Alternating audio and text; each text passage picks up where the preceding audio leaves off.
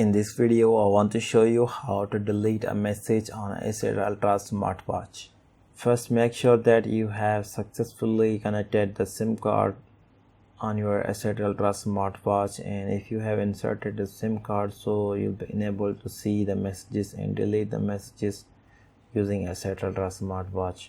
So I have already installed the SIM card, and after that you need to simply swipe the finger to the left side. So here you will find the messages application, so simply tap on this one. So here you will find all the messages that you have received. So if you want to delete a specific message, you need to simply first open the message.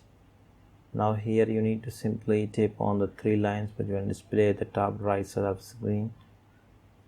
Now here you will find the delete option, so simply tap on the delete.